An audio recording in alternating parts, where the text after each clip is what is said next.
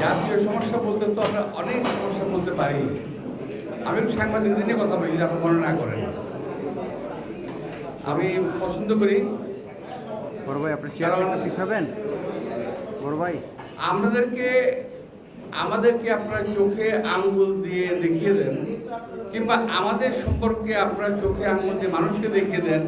ওই যে মির্জা আব্বাস সাহেব, কিংবা ওই যে আমাদের ডাক্তার সাহেব, যে আমাদের সামির সাহেব, শফিউর সাহেব এই অপকর্ম করতেছে, এই কাজগুলো করতেছে। ভালো কাজ আমরা তো করি না, ভালো যেগুলো করি দুই একটা হলে বলে বলতে পারেন।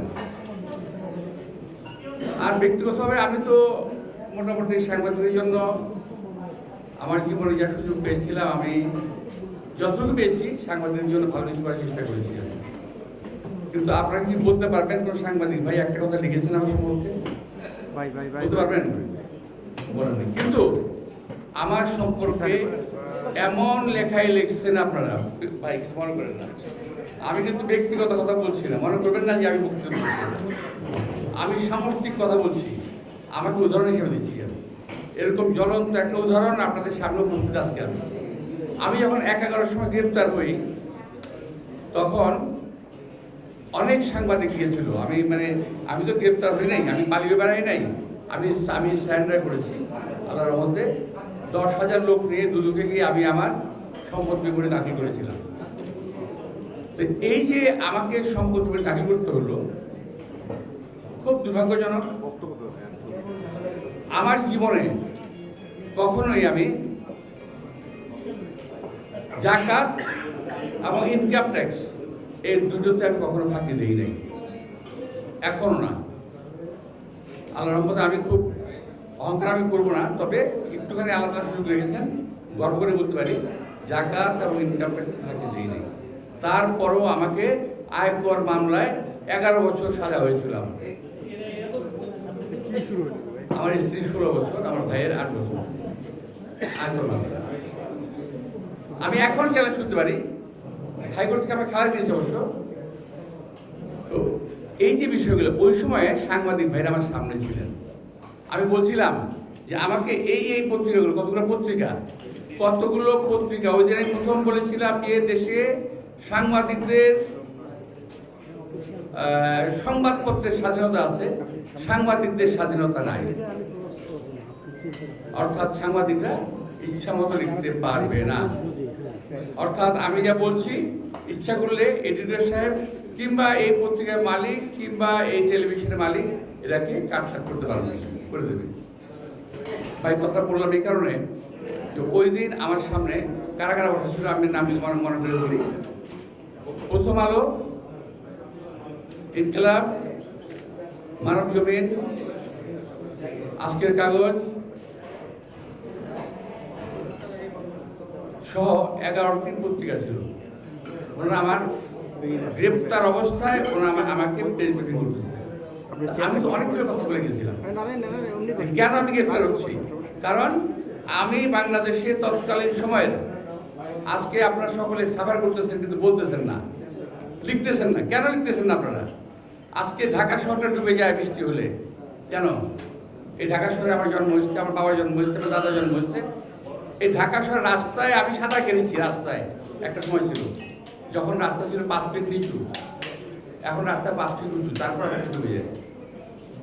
তো আমি বলেছিলাম এই কথাগুলো, আমি ওয়েস্টমিনিস্টার থাকা অবস্থায় পরিচ্ছন্ন ভাষায় এই সমস্ত দখলদারদের বিরুদ্ধে আমি কথা বলেছিলাম। আমি কথা বলেছিলাম বসুন্ধরার বিরুদ্ধে, আমি কথা বলেছিলাম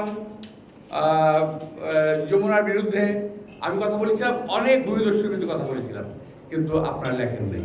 আমি বলতেছি সাংবাদিকদের সাংবাদিকতা যদি সঠিক না থাকে, সুন্দর না হয়, ভালো না হয়, আর আমার কথাটা যদি আপনারা ঘুরিয়ে পিছিয়ে লেখেন, তাহলে দেশটা ক্ষতি হওয়ার সম্ভাবনা সমূহ অনেক বেশি।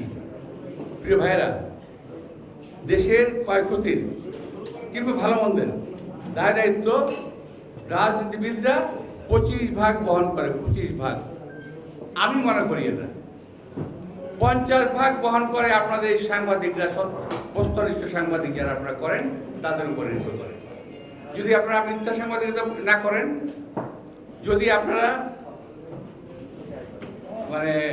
কারো দ্বারা প্রভাবান্বিত না হয়ে সাংবাদিকতা না করেন, যদি সঠিক কথাটা বলেন, তাহলে কিন্তু দেশটা অনেক আগে বেড়ে যায়। আচ্ছা, আপনার সাংবাদিকরা বলেন তো, ফ্রেমে চলে আসবে। সাগর রুনি হত্যা মামলার কতদিন হলো? 7-8 বছর না বেশি? 13 বছর। 116 বার চার্জশিট পিছানো হয়েছে। আচ্ছা, আপনার মুখে হাত দিয়ে বলেন কয়বার লিখেছেন আপনার কথা? শুধুমাত্র যখন চার্জশিটে পিছানো হয় ছোট্ট করে লিখে দেন রুনি হত্যা মামলার সাগর হত্যা মানে 116 পৃষ্ঠা, 116 বার আছে দেখলাম, 116 বার একটা পত্রিকা ছোট্ট করে। এখন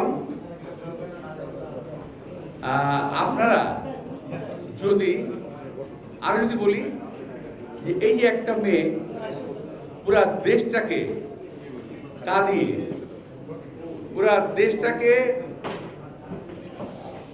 পুরা জাতির বুকটাকে ছিন্ন ভিন্ন করে একটা মেয়ে চলে গেল গতকাল, আসিয়া। আমি তার আত্মার মাগফিরাত কামনা করছি।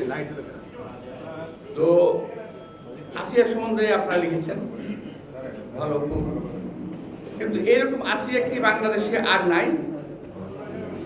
কিংবা এই আসিয়ার চেয়ে করুন আর কোন ঘটনা নাই বাংলাদেশে?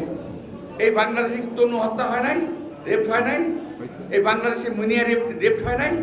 এই বাংলাদেশে আরো মহিলা রেপ হয় নাই? আপনারা লিখছেন না কেন? কেন লিখেন না? বলবেন? বলতে পারবেন না, কারণ আপনাদের সাংবাদিকদের অনেকেই জায়গা মতো বসে আছে, যারা আপনাদের অনেকের সঙ্গে যোগাযোগ করেন। সরি, আমার কথা এরকমই হয় ভাই, আমি কি করবো?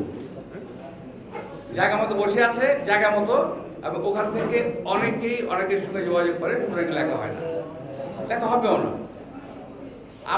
আমরা সাংবাদিক আমরা কেন লিখি না যে অমুক অমুক ব্যবসায়ীর সঙ্গে অমুক অমুক রাজনৈতিক দলের সম্পর্ক রয়ে গেছে, আছে, কখনো 1500 কোটি টাকা, কখনো 100 কোটি টাকার কথা কেন শুনি আমরা? কেন আপনারা লেখেন না এগুলো? তো প্রিয় সাংবাদিক ভাইরা, আমার মুখটাই খারাপ, কি করবো, রোজার মধ্যে আমার মধ্যে খারাপ হয়ে গেছে।